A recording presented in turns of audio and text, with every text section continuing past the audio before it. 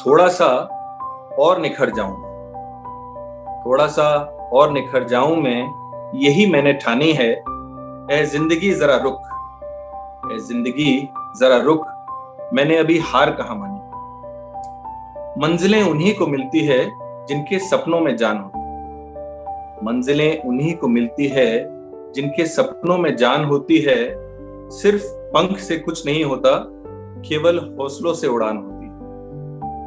कठिन परिस्थितियां, कठिन समस्याओं से जूझते हुए, उनसे लड़ते हुए जीत को हासिल करने वाला इंसान ठीक उसी प्रकार से आग में तपकर सोने की तरह होता है, जो और निखर जाता है, जो और खूबसूरत हो जाता है। जाने अनजाने में हम आपकी मुलाकात ऐसे ही कुछ सुनहरी लोगों से करवाते हैं, जो अपनी मेहनत, हिम्मत और हौसले से आज उस मुकाम तक पहुंचे हैं जहां न केवल उनको या उनके परिवार को उन पर गर्व है, बल्कि पूरा समाज उनका लोहा मानता है।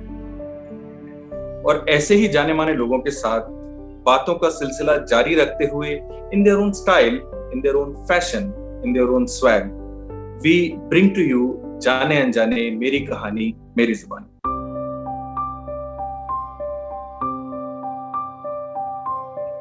Welcome to 13th episode of season 1 of Jaane Anjane with me, Rajiv Mathur. Youngest of the siblings, yet above the clouds, chose aviation security as a career, despite of several other easier options, made to fame by climbing up to the mountain peak. Trained in classical music, top grade NCC officer, well learned and experienced in her domain, a thorough professional and of a different league, my very dear friend, Regional Security Advisor, India and South Asia, Boeing International, Miss Rekha Gairola. जाने अनजाने में आपका बहुत बहुत स्वागत और अभिनंदन। Thank you Rajiv, thank you for inviting me इस सेशन के लिए। और ये नाम ही बड़ा खूबसूरत सा है, जाने अनजाने, मेरी कहानी मेरी जुबानी। तो देखें आप क्या जानना चाहेंगे और मैं कितना कुछ आपको बता पाऊँ। व्यावसायिक रूप से आपको किसी भी परिचय की जरूरत नहीं है, और शायद ही सिक्योरिटी इंडस्ट्री में ऐसा कोई होगा जो आपको ना जानता हो या जिसने आपके बारे में ना सुना हो। लेकिन जैसा आपने भी अभी कहा कि जाने अनजाने मेरी कहानी मेरी जुबानी है, और इसलिए हम आपकी जुबानी में जानना चाहते हैं कि रेखा गायरोला कौन है। रेखा गैरोला को अगर मैं समझूं तो मेरे ख्याल से बहुत ही positive, full of energy, attitude हमेशा सही, but at the same time I think एक मुझे अपना खुद का कॉर्नर और एरिया चाहिए होता, अपनी खुद की जगह जहां मैं अपने आप से बात कर सकूं और फिर मैं वहां पे बैठ के सोचूं कि रेखा गैरोला कौन है। बोइंग जैसी कंपनी की इंडिया और साउथ एशिया की सिक्योरिटी हेड तक पहुंचने का सफर आसान नहीं रहा होगा, ये हमें मालूम है। आप मेरी बहुत अच्छी दोस्त हैं और इस बात पे कि आप कहां पहुंची हैं, मुझे इस पे बहुत गर्व भी है। लेकिन एविएशन सिक्योरिटी कैसे और क्यों, और ये जर्नी कहां से शुरू हुई, और अब तक का आपका सफर इसमें कैसा रहा, ये हमें बताइए। बहुत ही इंटरेस्टिंग सवाल पूछा है राजीव आपने, पर शुरुआत में ये बाय चॉइस नहीं था, बिल्कुल भी नहीं। मैं अगर ये कहूँ कि नहीं, मैंने सोचा था कि मुझे सिक्योरिटी फील्ड में जाना है, ऐसा नहीं था। जेट एयरवेज के फर्स्ट बैच की जो ग्राउंड सपोर्ट की फॉर्म्स निकल रहे थे, वो फर्स्ट बैच था। तो अब आप सोचिए उस टाइम पे, आज से तकरीबन 20 साल पहले, मुझ जैसी लड़की जिसको ज्यादा गैजेट, ज्यादा लाइफ के बारे में कुछ नहीं पता, मेरे लिए एविएशन इंडस्ट्री एक बहुत ही ग्लैमरस इंडस्ट्री थी। कुछ नहीं जानती थी कि एयर होस्टेस करती क्या है, पर वो अच्छा लगता था। तो एयर होस्टेस की तो पोजीशन थी नहीं, वो ग्राउंड सपोर्ट थी सिक्योरिटी में, तो उसके लिए अप्लाई किया। बहरहाल मतलब उसमें हुआ नहीं, तो दूसरी जेट में ही गई, सेकेंड बैच में। बट मुझे बहुत जल्दी रियलाइज हुआ कि एविएशन मेरे लिए नहीं है। अच्छी चीज ये हुई कि एविएशन इंडस्ट्री में कुछ सिक्योरिटी कोर्सेज होते हैं जो मैंडेटरी होते हैं, जिनको कि ब्यूरो ऑफ एविएशन सिक्योरिटी कराता है। तो वो किया, साथ में एक इजराइल की सिक्योरिटी फर्म थी रेनफुल एविएशन करके। तो जब मैं वो मेरा पहला साक्षात्कार था, वहां पे मुझे जिसे बोलते हैं कि एक रियलाइजेशन होना, वो हुआ कि ये तो मतलब बहुत ही जिसे बोलते हैं एक्साइटमेंट वाली चीज है, वो किया। तो मैंने फिर वो जॉब छोड़ी, फिर उसके बाद लॉजिस्टिक्स में गई, और लॉजिस्टिक्स में इनिशियली ऑपरेशंस में गई थी। आई थिंक तकरीबन 6 महीने के बाद वहीं पे इंटरनली सिक्योरिटी के लिए दोबारा से इंटरव्यू हुआ, और इस बार मैंने चूज किया कि मैंने सिक्योरिटी फील्ड ज्वाइन करनी है। तो पर जब मैंने जेट छोड़ी थी, ये बहुत लोग शायद नहीं जानते, जब मैंने जेट छोड़ी थी उस टाइम पे मेरे पास जॉब नहीं थी। So I was jobless for almost 3-4 months। और वो जॉब मैंने इसलिए छोड़ी थी कि जैसे मैंने बताया, मुझे लगा ये मेरे मतलब मैं इसके लिए नहीं बनी हूँ। और फिर उसके बाद DHL हुआ, दूसरी कंपनी, और फिर वहां से ऑपरेशन से फिर security, and then I started liking it. मुझे लगा कि नहीं, यही है, शायद मुझे यही करना है। पर वो इतना इजी भी नहीं था मेरे लिए। मेरे मैनेजर्स बदले, कुछ लोगों को शक हुआ कि लड़की है, कैसे करेगी। तो जब ये सब चैलेंजेस आने लगे तो मुझे और इंटरेस्ट आने लगा कि नहीं, ये तो इंटरेस्टिंग चीज नहीं ना, ये आपको चैलेंज थ्रो कर रहे हैं, तो अब तो मौका मिला है कि मतलब बॉल आई है, अब आपके ऊपर है, आप चौका मारे या छक्का मारे। बट वहां से धीरे धीरे, जैसे मैंने आपको बताया, इंटरेस्ट बनता गया। फिर मैंने प्रोफेशनल कोर्सेज भी करे, एंड देन इवेंचुअली धीरे धीरे करके, जैसा बताया था कि वो इंटरेस्ट की वजह से DHL में गई थी लॉजिस्टिक्स में। बट फिर उसके बाद मुझे पुश बैक बहुत हुआ, बहुत ज्यादा। और शायद उसने मुझे बहुत इंस्पायर किया। आई थिंक मेरी इस जर्नी में मैं आज यहाँ पे हूँ, उसमें बहुत लोगों का योगदान है। पहले तो मैं उन लोगों के लिए बोलूंगी जिन्होंने मुझे सपोर्ट किया, वो मेरे मैनेजर्स, मेरे कलीग्स, मेरे फ्रेंड्स सब।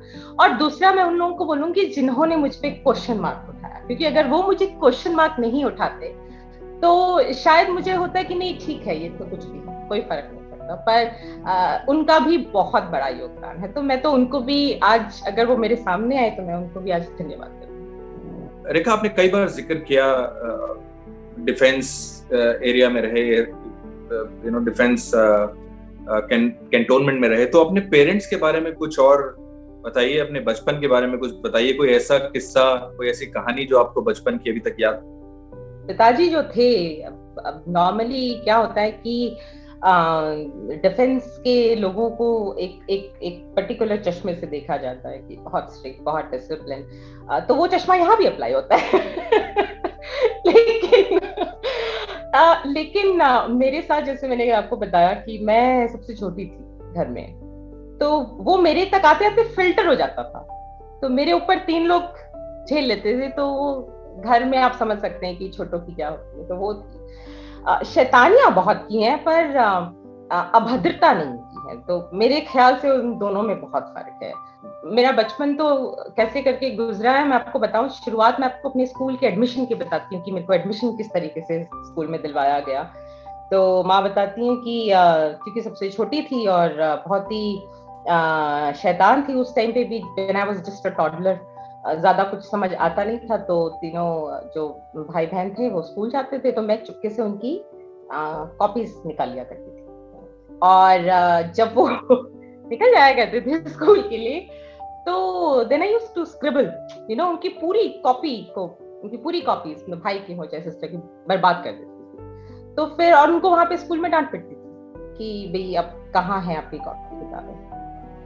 तो फिर ये मुझे बहुत ही थक हार के मजबूरी में बोला कि क्या करें, वरना तो ये सबका मतलब जीना यहाँ पे मुहाल करेगी, इसको डालो भी, इसको स्कूल में डालो। तो ये ऐसे करके मेरे स्कूल की एडमिशन हुई थी। और अच्छी बात ये थी कि बहुत ही पास स्कूल था, तो मुझे मेरी जो माँ है वो गोदी में स्कूल छोड़ने जाती थी, और वापस आते वक्त मेरी टीचर मुझे गोदी में स्कूल से घर लाती थी।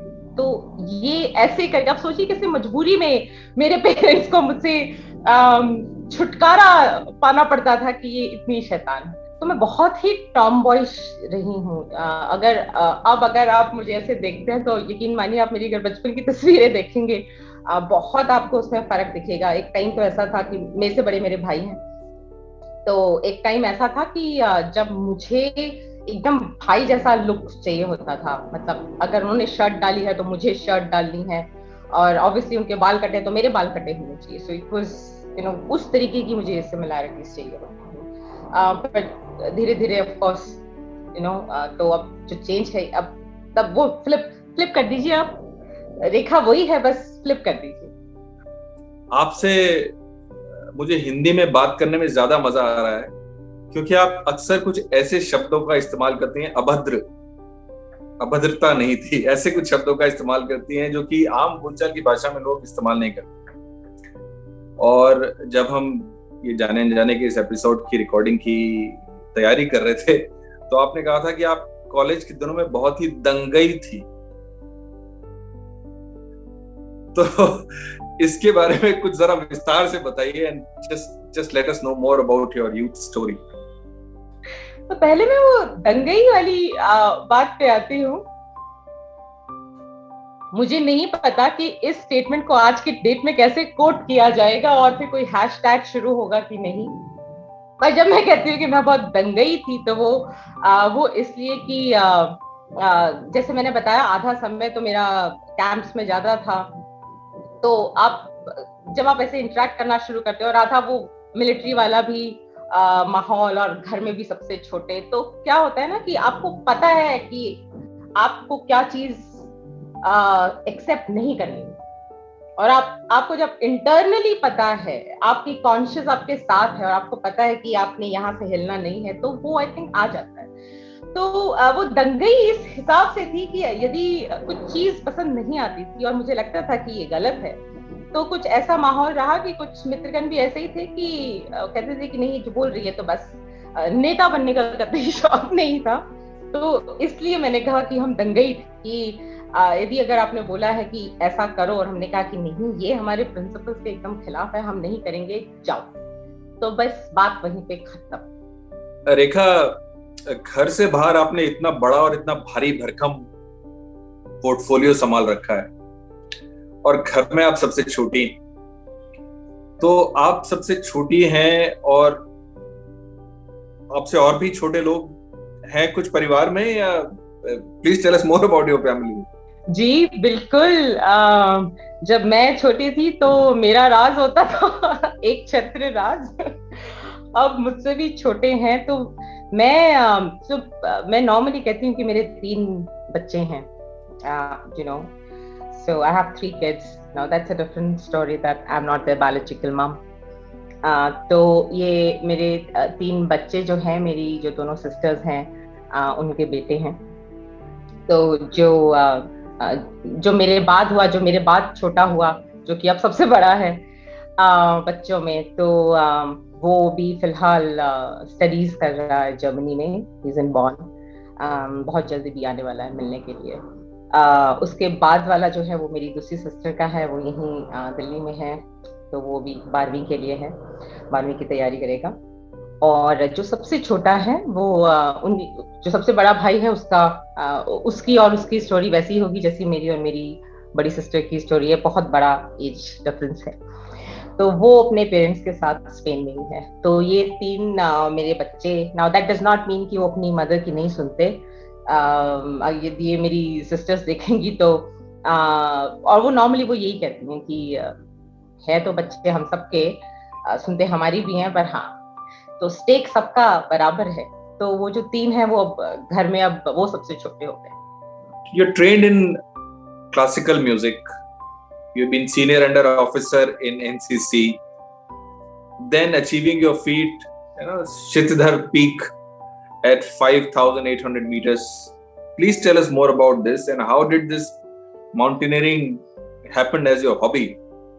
So, आई थिंक लाइफ के अलग अलग फेजेस में जो जैसे मिला, मैंने उसको सोचा कि वैसे वैसे मौका मिल रहा है तो उस मौके को छोड़ना नहीं चाहिए, या मौका जबरदस्ती छीना। माउंटेनियरिंग की बात करें तो मैं बहुत ज्यादा, जैसे मैंने शुरुआत में कहा कि मेरी जो सबसे बड़ी सिस्टर हैं उनसे इंस्पायर्ड थी। और आई थिंक इंस्पायर्ड होने से ज्यादा, क्योंकि बहुत बड़ा ये तो मतलब होता है ना कि दी ने अच्छा ये कर दिया, अरे वाह, अखबार में फोटो छपी, अरे वाह, यूनिट में बात हो रही है, मतलब ये है अल्टीमेट सक्सेस, इसके आगे पीछे कुछ नहीं। प्लस वो मुझे बहुत प्राउड फील करवाता था कि मेरी सिस्टर जो है वो पहली वुमेन रही वहां पे। जहां तक बात रही म्यूजिक की, music I think by default मेरी लाइफ का हिस्सा रहा है। ये एक वो चीज है, जैसे मैंने कहा कि मुझे एक अपना कॉर्नर, खुद का कॉर्नर, रेखा को रेखा से कनेक्ट करने का एक अगर कोई जरिया है तो आई थिंक वो म्यूजिक है। रेखा, what would you like to give a message to the world from this platform of Jaane Anjane? I would say that, you know, I mean, there's no one on this earth who have never faced any difficulty or challenges. The point is कि आप कहाँ पे सोचो कि अब बस, अब हम नहीं कर सकते, दिक्कत वहीं पे आ जाती है। आप इस अगर थॉट को अपने दिमाग से हटा ही दें कि अब बस वाला कोई सीन ही नहीं है, there is no other option but to, you know, do the peak, जो जैसे कि माउंटेनियरिंग की भाषा में कहते हैं पीक, जब तक आपने समिट नहीं किया तो you just, there's no other option but to do the peak. So उस ऑप्शन को और उस अगर हर्डल को ही आप अगर हटा दें, क्योंकि आपको मौके बहुत ही कम मिलेंगे, all you need to do is that उस मौके को भरपूर जिएं और उसका भरपूर इस्तेमाल करें। जाने अनजाने में जो हमारे मेहमान आते हैं ना, 2 बार उनका इंट्रोडक्शन पूछते हैं। पहली बार कार्यक्रम की शुरुआत में आपने अपना इंट्रोडक्शन दिया, लेकिन आखिर में भी हम इंट्रोडक्शन पूछते हैं उस रूप में कि वो एक हिंदी गाना हो जो आपको सबसे अच्छे से डिफाइन करता हो, और आप तो ट्रेंड क्लासिकल सिंगर हैं, तो एक कुछ वैसे वो गाना आप हमें गा के सुनाएं जो आपको डिफाइन करता है। रुक जाना नहीं तू कहीं हाके, कांटों से चल के मिलेंगे साए बाहर के। रुक जाना नहीं तू कहीं हाके, कांटों से चल के मिलेंगे साए बाहर के। ओ राही ओ राही ओ राही ओ राही ओ राही ओ राही ओ राही ओ राही। Very nice, very nice. So thank you very much, Rekha, for coming on this show of Jaane Anjane. It's indeed a pleasure talking to you as always. Thank you, Rajiv. Thank you for having me here. And like I said, I think आज बात करते करते रेखा ने खुद, रेखा का वो जो दूसरा हिस्सा था जिसको काफी टाइम से खुद ही रेखा ने डिस्कस नहीं किया था, शायद थोड़ा बहुत और जान लिया. So thank you. So this was Rekha Gairola, who defined herself as Shakti in our special International Women's Day episode, and so true to herself. Today we also learned about Saraswati, Parvati and Lakshmi in her. COVID cases are again on the rise in India, and fight against coronavirus is still far from over. With the latest vaccination drive being executed in our country, there is definitely a hope on the other side. Wear your mask when you go out and maintain social distancing. We will see you very soon. Till then, take care and stay safe.